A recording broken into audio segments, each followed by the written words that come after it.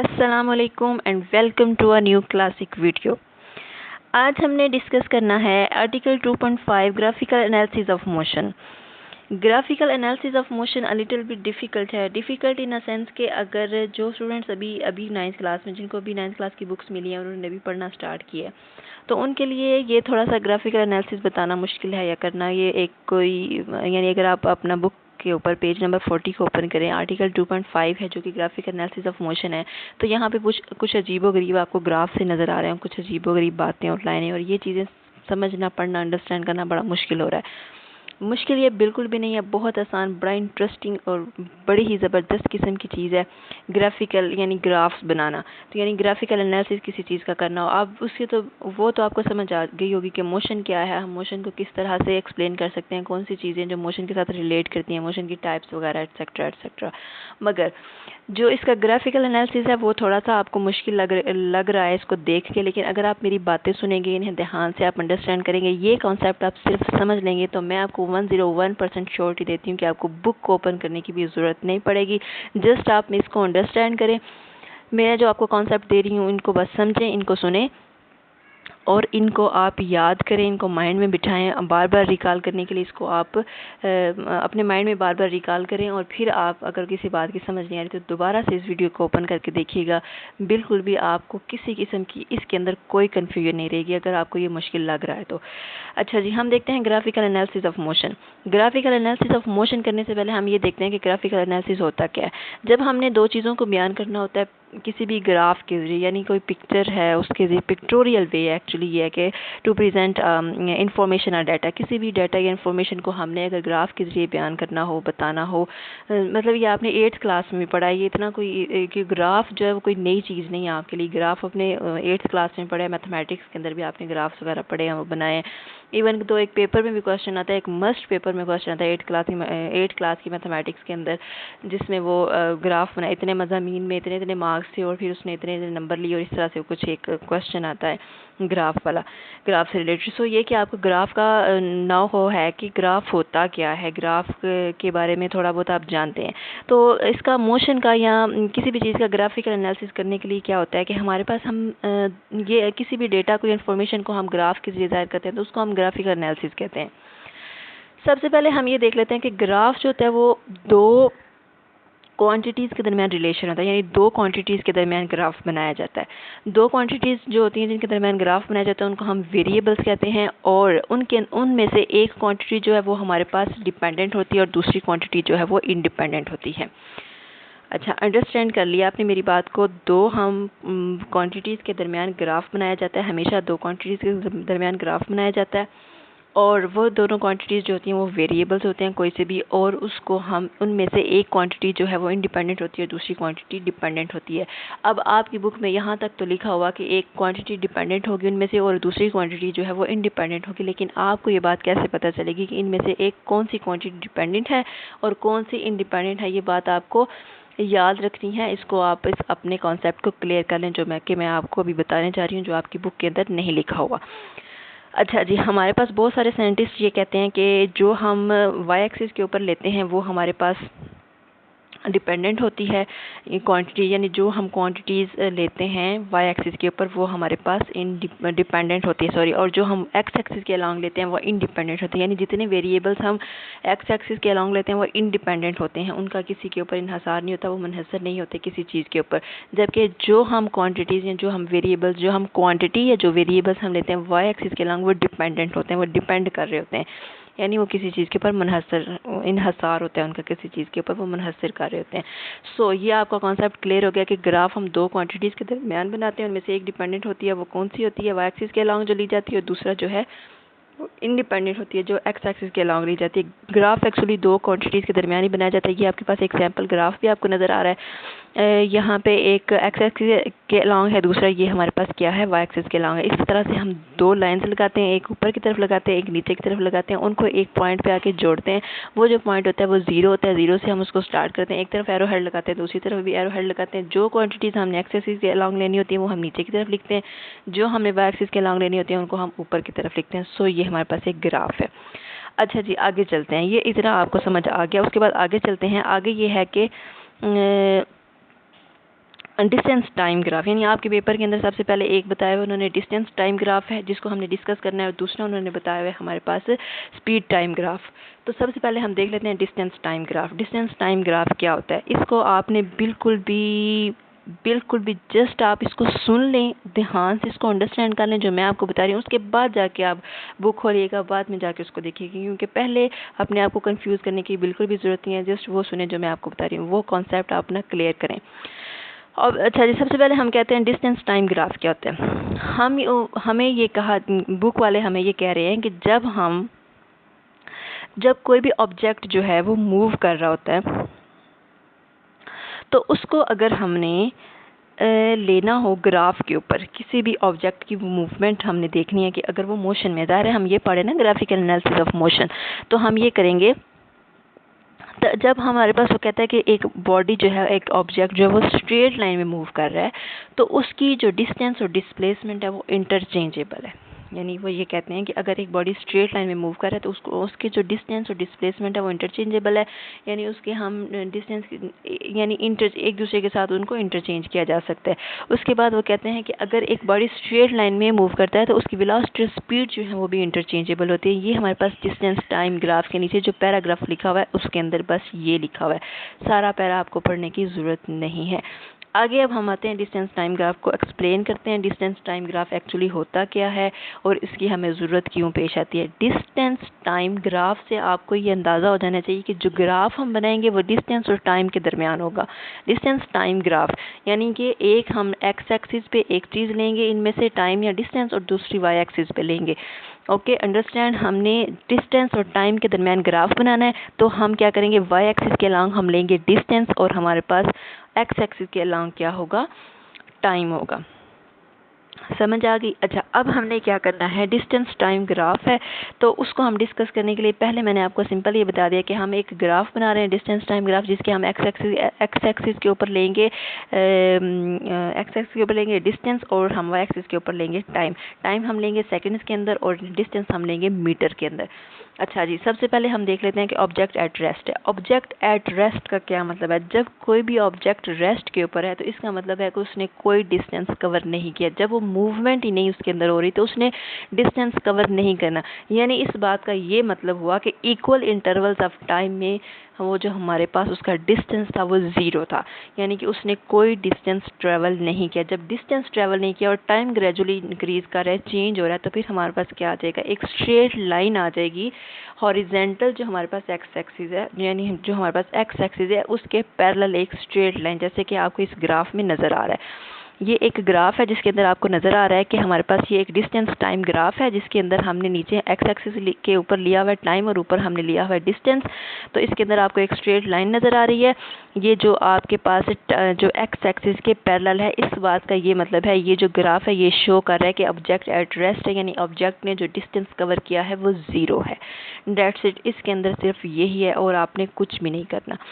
Next हमारे पास आ जाता है object moving with the constant speed. Object moving with constant speed. अच्छा, object moving with constant speed का क्या मतलब है। ऑब्जेक्ट जो है वो कोई भी जब कांस्टेंट स्पीड के साथ मूव कर रहा है तो इस बात का ये मतलब है कि उसने स्पीड कांस्टेंट होने का क्या मतलब है कि इक्वल इंटरवल ऑफ टाइम में इक्वल डिस्टेंस कवर किया है। यानी कांस्टेंट स्पीड होने का क्या मतलब है कि कांस्टेंट एक जैसी उसकी स्पीड, वो जैसे मैंने आपको बताया था कि अगर आपके पास 5 घंटे टाइम है तो 10 घंटे ट्रैवल हुई, और अगर 10 घंटे टाइम है तो आपने 20 घंटे ट्रैवलिंग की, 20 किलोमीटर आपने उसकी डिस्टेंस कवर किया। अगर आपके पास 15 घंटे टाइम है तो आपने 30 किलोमीटर डिस्टेंस जो है ना वो आपने कवर किया। बात को अंडरस्टैंड करने की कोशिश करें। यहाँ पे लिखा हुआ है कि with constant speed, moving with constant speed. Moving with constant speed का क्या मतलब है कि अगर एक बॉडी मूव कर रहा है कांस्टेंट स्पीड के साथ, कांस्टेंट स्पीड का ये मतलब है कि जितनी आपके पास जितना जैसे जैसे टाइम बढ़ रहा है, जैसे जैसे टाइम इंटरवल है उसके साथ इक्वल उसकी स्पीड भी चेंज हो रही है, यानी कांस्टेंट स्पीड चेंज हो रही है। तो उसके यहाँ पे क्या लिखा है, यहाँ पे एक ग्राफ हमने बनाया हुआ है, ये हमारे पास है वाई एक्सिस और ये हमारे पास है एक्स एक्सिस। यहाँ पे हमने लिया हुआ है टाइम उस सेकंड के अंदर, और यहाँ पे जो वाई एक्सिस के अलावा हमने लिया हुआ है डिस्टेंस मीटर में। अच्छा, यहाँ पे हम ये कहते हैं कि अगर हमारे पास 5 घंटे टाइम है तो बॉडी ने मीटर जो है वो डिस्टेंस कवर की है। अगर हमारे पास ये 10 टाइम अगर हम लेते हैं, सेकंड्स में हम टाइम ले रहे हैं, इतना टाइम है तो उसने 20 मीटर ट्रेवल किया है। 15 है टाइम हमारे पास, उसने 30 जो है ना वो कवर किया है डिस्टेंस। तो इस बात का ये मतलब हुआ कि जैसे जैसे टाइम चेंज हो रहा है वैसे वैसे हमारे पास ये क्या है, कांस्टेंट स्पीड भी है हमारे पास, यानी कि एक ही स्पीड से वो मूव कर रहा है। तो अब हमारे पास क्या होगा कि ये एक स्ट्रेट लाइन होगी, बट ये जो स्ट्रेट लाइन होगी ये 0 से स्टार्ट करके ऊपर की तरफ जा रही है, यानी कि ये एक ही जैसी स्पीड के साथ मूव कर रहा है। लेकिन वो स्पीड ये है कि टाइम जैसे जैसे बढ़ रहा है साथ में कॉन्स्टेंटली स्पीड बढ़ती जा रही है। सो ये हमारे पास क्या होगा, ग्राफ होगा हमारे पास स्ट्रेट लाइन, लेकिन ये साथ साथ ऊपर की तरफ जा रहा है, यानी 0 से स्टार्ट किया और हमारे पास ये 40 तक पहुंच गया। ये हमारे पास पॉइंट जो है ये 40 तक है। यहाँ पे टाइम हमारे पास 20 सेकंड है और डिस्टेंस जो 40 मीटर कवर हुआ है। शुरू हमने कहाँ से किया था, जब हमारे पास टाइम 5 सेकंड था और डिस्टेंस हमने 10 मीटर कवर किया था। तो इस तरह से ये हमारे पास क्या हो जाएगा, object moving with constant speed आ गया। ये हमारे पास क्या आ गया, ऑब्जेक्ट मूविंग कांस्टेंट स्पीड, यानी कि जितना हमारे पास टाइम बढ़ा उतना हमने साथ में स्पीड भी बढ़ी। अच्छा, उसके बाद अगर हमने इस यहाँ से इसकी निकाल, अब ये हमारे पास एक स्लोप आ गई है, जो हमने 0 से लेकर हमारा 40 तक ग्राफ बना, ये एक स्लोप आ गया, यानी एक स्ट्रेट लाइन आ गई। अगर हमने इसकी स्पीड फाइंड आउट करनी हो, यानी जितना इसने स्पीड हमारे पास कोई ऑब्जेक्ट है वो मूव कर रहा है, तो अगर हमने इसकी स्पीड फाइंड आउट करनी है कि कितनी स्पीड से वो मूव कर रहा है, तो हम वो किस तरह से फाइंड आउट करेंगे। यहाँ पे अगर हमने पॉइंट्स को नाम दे दिया, फर्स्ट पॉइंट को ई का नाम दिया, इसको हमने सी का नाम दिया, यानी यहाँ जहाँ पे 10 पॉइंट था इसको हमने ई का नाम दिया, यहाँ पे 5 पॉइंट पे सी का नाम दिया, और जहाँ जिस पॉइंट पे ये मिल रहे हैं उसको हमने ए का नाम दे दिया। इधर से शुरू किया था ना, ये पहला पॉइंट है, तो जो और यहाँ पर पॉइंट है इसको हम देख लेते हैं, एक पॉइंट यहाँ पे ले लेते हैं। इतनी हमने अगर स्पीड फाइंड आउट करनी है तो हमारे पास हम वो किस तरह से कर सकते हैं। यहाँ पे हमने डी पॉइंट का नाम दिया, इसको हमने बी का नाम दिया, इसको हमने एफ का नाम दिया। अब हमने करना ये है कि हमने इसकी करनी है फाइंड आउट स्पीड। तो हम क्या करेंगे, स्पीड ऑफ द ऑब्जेक्ट लिखेंगे is equal to slope of the line A B. ये हमारे पास लाइन है ए और ये हमारे पास है बी। इस लाइन की स्लोप हमने लिखनी है इक्वल किसके, स्पीड ऑफ ऑब्जेक्ट के। जितनी इसकी स्पीड है यानी उतनी इसकी स्लोप है, जितनी इसकी स्लोप है एक्चुअली उतनी इसकी स्पीड है, यानी जितनी ये स्लोप आपको शो हो रही है उतनी ही उस ऑब्जेक्ट की स्पीड है। तो हम क्या करेंगे, डिस्टेंस हमारे पास आ जाएगा, डिस्टेंस जो इसने कवर किया है, डिस्टेंस जो इसने कवर किया है वो यहाँ पे आ जाएगा हमारे पास 10, यानी 0 से स्टार्ट हुआ ना, तो 10 से लेकर 30 तक, इसके अंदर हम ये लोग फाइंड करना चाह रहे हैं ना, तो 10 से लेकर 30 तक ई और एफ हम डिस्टेंस देख लेते हैं, टाइम हम देख लेते हैं सी और डी, यानी यहाँ से लेकर 5 से लेकर 15 तक हम टाइम नोट कर लेते हैं, और 10 से लेकर 30 तक, यानी कि हमने एक एस्टिमेट लगाना है कि बॉडी कितनी स्पीड से मूव कर रहा है। तो हम क्या करते हैं, 10 से लेकर 30 तक इसकी स्पीड लिख लेते हैं, और डिस्टेंस लिख लेते हैं, और 5 से लेकर 15 तक हम क्या करते हैं, इसका टाइम लिख लेते हैं। अब ये यहाँ से लेकर 10 से 20 10 हो गए, और 20 से 30 ये हो गया 20 मीटर हमारे पास टाइम आ गया, और 5 से 10 हो गया 5, और 10 से 15 हो गया 10, यानी कि 10 सेकंड हमारे पास आ गया टाइम। अब इसको हम लिख लेते हैं यहाँ पे 20 ओवर, इसको अगर हमने मैथमेटिकली करना है तो यहाँ पे हम लिखेंगे 20 ओवर 10 सेकंड, 20 मीटर और 10 सेकंड।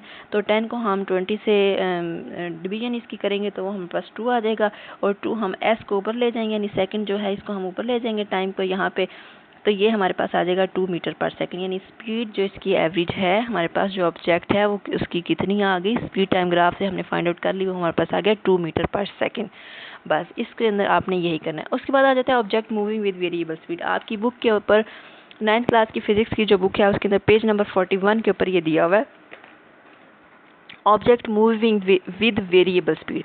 अब यहाँ पे जो आपको ग्राफ शो हो रहा था, जब हमारे पास स्पीड कांस्टेंट थी, यहाँ पे जो ग्राफ शो हो रहा था ये एक सीधी लाइन थी, लेकिन ग्राफ बिल्कुल ऐसा ही होगा, सेम होगा। यहाँ पे हमारे पास टी होगा, टाइम होगा सेकंड्स में, और यहाँ पे हमारे पास डिस्टेंस होगा मीटर में। लेकिन जब हमारे पास वेरिएबल स्पीड आ जाएगी तो ये ग्राफ जो है इसके अंदर स्पीड वेरी करेगी, कभी स्पीड ज़्यादा होगी, कभी कम होगी, कभी ज़्यादा, यानी वेरिएबल का मतलब ये है कि वो तब्दील हो रही है, वेरी कर रही है, कभी कम ज़्यादा हो रही है। तो ये हमारे पास उस ग्राफ के अंदर ये स्ट्रेट लाइन नहीं आएगी, बस इतना सा फ़र्क है। तो वो हम ग्राफ देख लेते हैं। ये हमारे पास है object moving speed, variable speed. अब इस बात का क्या मतलब है कि जब टाइम के साथ साथ टाइम तो इक्वल इंटरवल्स के अंदर है, लेकिन बॉडी की स्पीड जो है वो वेरी कर रही है, यानी कभी कम हो रही है, कभी ज़्यादा हो रही है। तो इस बात का ये मतलब है कि वो जो ऑब्जेक्ट है वो मूविंग विद वेरिएबल स्पीड है, उसकी स्पीड कांस्टेंट नहीं है, इसका ये मतलब। अब इसका हम ग्राफ देख लेते हैं। हम यहाँ पे आके हमारे पास ग्राफ थोड़ा नीचे था, यहाँ से फिर थोड़ा और नीचे हुआ, यहाँ से फिर ऊपर राइज करना शुरू किया, और यहाँ पे आके हमारे पास ऐसे आ गया। यानी इसका मतलब ये है कि कांस्टेंट स्पीड नहीं है, कभी कम हो रही है और कभी ज़्यादा हो रही है। अगर हमने इसे मैथमेटिकली देखना हो, इसके हमने स्पीड फाइंड आउट करनी हो तो हम क्या करेंगे, इसी तरह से हमने पॉइंट्स के नाम दिए। मैं फर्स्ट पॉइंट को क्यू का नाम दे दिया, इसको पी का, इस पॉइंट को आर का। आप कोई से भी अपनी मर्जी से नाम दे सकते हैं। यहाँ पे इस पॉइंट को हमने ए का नाम दे दिया। कोई से भी अपनी मर्जी से, बिल्कुल भी ये वो नहीं है कि कंपलसरी कि आपने यही नाम देने। कोई भी नाम आप अपने पसंद के कोई भी नाम दे सकते हैं, हादिया, निका, यानी किसी तरह का कोई भी नाम जो आपको अच्छा लगता है आप वहाँ पे ये नाम दे के और उन नामों से इसकी स्पीड और फाइंड आउट कर ले। हमारा जस्ट काम इतना है कि हमने इसकी स्पीड और फाइंड आउट करनी है। आपको जो अच्छा लगता है आप वैसे कर लें, जो वे आपको पसंद है उस वे को आप अडॉप्ट कर सकते हैं। तो उसी तरह हमने क्या करना है, यहाँ पे अगर हमने इसकी फाइंड करनी है, ये हमारे पास एक बन गया ट्राइंगल, इधर से लेकर यहाँ तक ये आ जाएगा क्यू, ये आर है और ये एस है, यानी एस क्यू आर, ये हमारे पास क्या बन गई है, ट्राइंगल बन गया। तो हम क्या लिखेंगे, R S over Q S. हम क्या लिखेंगे, R S over Q S. अगर हमने इसकी स्लोप फाइंड आउट करनी है तो हम क्या लिखेंगे, यहाँ पे R S over Q S लिखेंगे, वो हमारे पास आ जाएगा। एक हमारे पास आ जाएगा यहाँ पे, अगर हम आर एस फाइंड आउट करें तो ये वाली लाइन कितनी आ जाएगी, 30 मीटर। 30 मीटर कैसे, जितनी ये वाली लाइन है उतनी हमारे पास ये वाली भी लाइन है। तो ये इधर से लेकर इतना क्या है, 30 मीटर, क्योंकि ऊपर डिस्टेंस मीटर में दे, ये 30 आ गया। उसके बाद हम अगर इधर से शुरू करते हैं, यहाँ पे हम शुरू करते हैं 5 से लेकर क्यू से लेकर 20 एस तक, तो ये हमारे पास कितना आ जाता है, 5 और ये हमारे पास आ जाएगा 10। यानी यहाँ से अगर हमने शुरू किया तो ये हमारे पास कितना आ गया, 10 इसका सेकंड में टाइम आ गया। तो 30 ओवर 10 लिखेंगे, 30 मीटर ओवर 10 सेकंड। तो 10 को 30 से हम काट देंगे तो वो आ जाएगा 3 आंसर, यानी इसको डिवाइड कर देंगे तो 3 मीटर पर सेकंड स्क्वायर इसकी आ जाएगी। मीटर पर सेकंड स्क्वायर का क्या मतलब है कि एस को हमने उठा के ऊपर ले जाना है, यानी ये हमारे पास 3 मीटर ओवर एस लिखा हुआ है तो 3 मीटर है। एस को अगर हम ऊपर ले जाते हैं तो इसके ऊपर एक -1 आ जाता है। ये आपने कॉन्सेप्ट याद रखना है कि अगर आपने देखें 30 मीटर लिखा, 10 लिखा, आपके पास इधर 3 आ गया, 10 सारे का सारा कट गया, एम ओवर एस आ गया। अगर एस को आपने उठा के ऊपर ले जाना है तो इसके ऊपर एक -1 आ जाएगा और इसको हम 3 मीटर पर सेकंड कहते हैं, यानी जो -1 ऊपर एस के लगा हुआ है इसको हम बोलते हैं पर सेकंड। सो इसका आंसर आ गया 3 मीटर पर सेकंड। ये हो गया क्लियर। इसके बाद आपको इसको देखने की, पढ़ने की बिल्कुल भी ज़रूरत नहीं है। आप इसको एक बार अगर नहीं समझ आई तो दोबारा इसको सुन लीजिएगा। उसके बाद वो ये बताते हैं कि अगर हमारे पास स्लोप ज़्यादा होगी, यानी कि हमारे पास स्पीड कब हाई होगी, जब हमारे पास स्लोप ग्रेटर आएगी। स्लोप ग्रेटर होगी यानी देखिए ना, जहाँ पे ये देखें ऊपर जा रही है, स्लोप ज़्यादा हो रही है, तो इसका यही मतलब है ना कि हमारे पास स्पीड इसकी ज़्यादा हो रही है। फिर जब वो कम हो जाएगी तो इसका मतलब ये कि स्पीड कम हो जाएगी। ये तो ऑब्वियस है, ये इसके अंदर लिखा हुआ है बस। इसके अलावा इसमें से और कुछ भी आपको करने की ज़रूरत नहीं है। उसके बाद दूसरा आ जाता है हमारे पास ग्राफ, जो कि है स्पीड टाइम ग्राफ। पहले हमने किया था डिस्टेंस टाइम ग्राफ, अब हमने करना है स्पीड टाइम ग्राफ। वही चीज़ें आ जाएंगी, एक दफ़ा बॉडी रेस्ट पे होगा और एक दफ़ा बॉडी मूव कर रहा होगा, मतलब उसकी यूनिफॉर्म स्पीड होगी। बस इतनी सी बात है और इसके अंदर कुछ भी नहीं है। फ़र्क दोनों के अंदर पता क्या है, एक हमने सबसे पहले किया है डिस्टेंस टाइम ग्राफ, अब हम करने लगे हैं स्पीड टाइम ग्राफ। जो था हमारे पास डिस्टेंस टाइम ग्राफ, शुरू में पहली हेडिंग पे आते हैं। डिस्टेंस टाइम ग्राफ के अंदर क्या था, ये एक हमने ग्राफ बनाया था जब मैंने आपको ग्राफ बनाना स्टार्ट कराया शुरू से। यहाँ पे आपने बनाया एक ग्राफ, यहाँ पे आपने लिया वाई एक्सिस के अलॉन्ग डिस्टेंस को और एक्स एक्सिस के अलॉन्ग लिया है आपने टाइम को। अच्छा जी, जब हम बनाना चाहेंगे स्पीड टाइम ग्राफ, अगला अब हम करने जा रहे हैं स्पीड टाइम ग्राफ, तो उसके अंदर हमने क्या करना है, वाई एक्सिस के अलॉन्ग लेना है हमने स्पीड को और एक्स एक्सिस के अलॉन्ग इसी तरह हमने लेना है टाइम को। That's it. इसमें और उसमें यही फ़र्क है, इसके अलावा और कुछ भी नहीं है। ग्राफ बनाते हुए वाई एक्सिस के अलॉन्ग हम लेंगे स्पीड और यहाँ पे हम लेंगे टाइम। अब चलते हैं उस ग्राफ की तरफ। ये है जी हमारे पास स्पीड टाइम ग्राफ है। स्पीड टाइम ग्राफ के लिए हम क्या करते हैं, टाइम जो होता है उसको एक्स एक्सिस के ऊपर लेते हैं और जो हमारे पास स्पीड होती है उसको हम वाई एक्सिस के ऊपर लिखते हैं। सिंपल बस यही है। उसके बाद ये है कि object move with constant speed. Simple वही बात है, अगर ऑब्जेक्ट मूव कर रहा है कांस्टेंट स्पीड के साथ, उसकी स्पीड क्या होगी, हमारे पास कांस्टेंट होगी, यानी कि इक्वल इंटरवल्स ऑफ टाइम के अंदर इक्वल जो है वो हमारे पास स्पीड आएगी। सो हमारे पास यह क्या होगा, एक पैरेलल लाइन आएगी, बिल्कुल सेम एज इट इज़ जैसे हमने पहले किया है। बस ये कि यहाँ पे हमारे पास स्पीड है वाई एक्सिस के अलॉन्ग और वहाँ पे हमारे पास डिस्टेंस है उसके वाई एक्सिस के अलॉन्ग। वहाँ पे हम डिस्टेंस को डिस्कस कर रहे थे, यहाँ पे हम स्पीड को डिस्कस कर रहे हैं। उसके बाद है object move in uniformly changing speed. अच्छा, अगर किसी भी बॉडी की यूनिफॉर्मली चेंज हो रही है स्पीड, यानी यूनिफॉर्मली का कि एक तरतीब के साथ, जैसे मैंने आपको पहले बताया कि जितना टाइम चेंज हो रहा है, इंक्रीज़ हो रहा है, उतना ही आपके पास स्पीड भी ज़्यादा हो रही है। तो एक तरतीब के साथ बड़े प्यारे और ख़ास अंदाज के साथ उसकी स्पीड चेंज हो रही है, यानी ज़्यादा हो रही है, तो इसका क्या मतलब है कि ये हमारे पास यूनिफॉर्मली चेंज आ रहा है उसकी स्पीड के, एक यूनिफॉर्म एक चेंज है, बड़ी एक तरतीब के अंदर एक बड़ा प्यारा सा चेंज है। तो ये हमारे पास क्या होगा, हाँ ऑब्जेक्ट जो है वो यूनिफॉर्म मूव कर रहा है। तो जितना ये टाइम जैसे 5 है तो यहाँ पे 2 आ गया, 10 है तो 4 आ गया, 15 है तो 6 आ गया, यानी 20 है तो फिर आगे 8। जितना इस तरह से चेंज हो रहा है उतना ही हमारे पास वहाँ से उसकी स्पीड भी चेंज, जितना टाइम में चेंज आ रहा है उतना ही स्पीड, यानी इक्वल इंटरवल्स ऑफ टाइम के अंदर इक्वल स्पीड जो है उसकी वो चेंज हो रही है। सो ये हमारे पास एक स्ट्रेट लाइन आ जाएगी। ज़ाहिर है स्ट्रेट लाइन इसलिए शो कर रही है कि जितना हमारे पास टाइम चेंज हो रहा है उतनी हमारे पास स्पीड चेंज हो रही है। और बिल्कुल अगर वो सेम है, इक्वल इंटरवल्स ऑफ टाइम के अंदर स्पीड चेंज हो रही है, तो इसका मतलब ये है कि वो बिल्कुल स्ट्रेट लाइन आएगी। अब ये नहीं है कि यहाँ पे अगर 5 है तो 2 आया, तो 10 है तो यहाँ हमारे पास 3 हो जाए या 6 हो जाए। नो, अगर 10 है, अगर हमने इधर से 5 इंक्रीज़ किया तो इधर हम 2 इंक्रीज़ करेंगे, ये 2 से 4 हो जाएगा। इधर से फिर अगर हमने 10 से 15 यानी 5 इंक्रीज़ किया तो इधर 4 से 6 यानी 2 इंक्रीज़ हो जाएगा। यहाँ पे 5 का हमारे पास गैप है और यहाँ पे हमारे पास 2 का गैप है। इसी तरह से गैप ये जितना ये चेंज होता जाएगा उतना ऊपर से चेंज होता जाएगा, तो ये हमारे पास एक स्ट्रेट लाइन आ जाएगी। उसके बाद आपके पास एक हेडिंग आ जाती है, distance travelled by a moving object. Distance travelled by a moving object के अंदर आपने सिर्फ ये लिखना है, the area under a speed time graph represents a distance travelled by the object. जितना भी आप ग्राफ में, जैसे जितना ये एरिया है ना, ये वाला सारा एरिया क्या है, ये ट्रेवल्ड बाय एन ऑब्जेक्ट है। किसी भी ग्राफ का जो एरिया होता है, जिसके जो स्पीड टाइम ग्राफ के अंदर जितना भी डिस्टेंस ट्रेवल किया होता है किसी ऑब्जेक्ट ने, अंडर जो एरिया होता है उसको हम क्या कहते हैं कि ये एरिया है under a speed time, sorry ये क्या है, distance travelled by a moving object. यानी जितना भी एरिया उसने कवर किया है स्पीड टाइम ग्राफ के अंदर, उसको हम क्या कहेंगे, ये distance travelled by that object है। तो इसको हम जो एरिया हमारे पास आ जाता है इसको हम कैलकुलेट भी किया जा सकता है। जैसे कि हमारे पास पहले एरियाज आए तो उनको हमने कैलकुलेट करके उनकी स्पीड फाइंड आउट की और फिर हमने उसका डिस्टेंस भी फाइंड आउट किया। तो इसी एरिया को कैलकुलेट करके हमने किया, जहाँ पे हमने ये स्लोप बनाई है, यहाँ से भी हमने फाइंड आउट किया, फिर हमने यहाँ से भी फाइंड आउट किया। तो इसी तरह से हम क्या करते हैं, यहाँ से इसको कैलकुलेट किया जा सकता है। That's it. इसके अलावा और इसके अंदर कुछ भी नहीं है और ना कोई करने वाली बात है, और इसमें आपने बिल्कुल भी परेशान नहीं होना। दो हमारे पास इसके अंदर मेन हेडिंग्स है, डिस्टेंस टाइम ग्राफ है, दूसरा हमारे पास स्पीड टाइम ग्राफ है। एक दफ़ा आपने बता देना है कि जब डिस्टेंस कोई कवर नहीं हो रहा, जीरो है, फिर आपने बता देना है कि डिस्टेंस जो है वो यूनिफॉर्मली वेरी कर रहा है, वो आपने उसका ग्राफ बता देना है। उसके बाद दूसरा आपने करना है स्पीड टाइम ग्राफ है, तो जब स्पीड आपके पास जीरो है, स्पीड वेरी नहीं कर रही। दूसरी दफ़ा आपने बताना है कि जब स्पीड जो है वो कॉन्स्टेंटली वेरी कर रही है, यानी यूनिफॉर्मली स्पीड चेंज हो रही है। That's it. और ग्राफ भी आप उसको इजीली अंडरस्टैंड कर गए होंगे कि एक दफ़ा पैरेलल लाइन आएगी, फिर आपके पास सीधी स्ट्रेट लाइन आएगी, और अगर वेरिएबल आ रहा है अंदर बीच में कभी कम या ज़्यादा हो रही है तो फिर थोड़ी सी टेढ़ी मेढ़ी लाइन आएगी, थोड़ा सा टेढ़ा मेरा ग्राफ आएगा। That's it.